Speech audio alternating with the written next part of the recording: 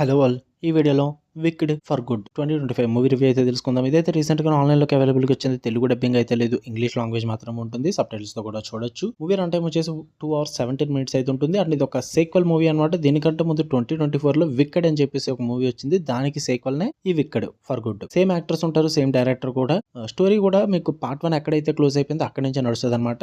ఎల్ఫబా Greenwich wizard ని expose చేయడం try చేస్తుంది అండ్ ఓజెడ్ లో జస్టిస్ కోసం ఫైట్ చేస్తుంది. While Glenda becomes face of good అనమాట.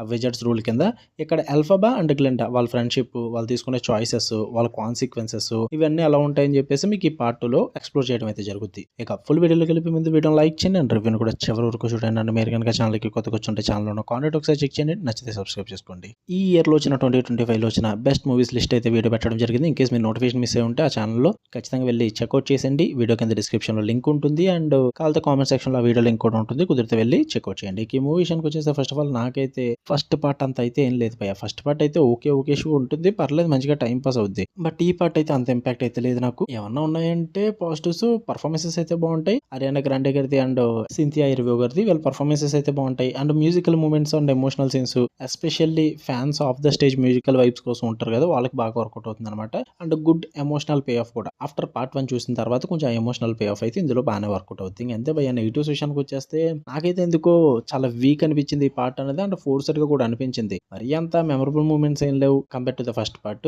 కొంచెం స్టోరీ ప్లాట్ పరంగా కూడా ఏమైనా మంచి కాన్ఫ్లిక్ట్ కూడా తీసుకుంటే బాగుండు, అంటే స్ట్రాంగ్ కాన్ఫ్లిక్ట్ ఏమైనా ఉంటే బాగుండు. అలాంటిది ఏం లేదు. చాలా రొటీన్ గా ఫెమిలియర్ గా వెళ్ళిపోతుంటుంది. అంత ఇంపాక్ట్ఫుల్ గా అయితే ఏముండదు.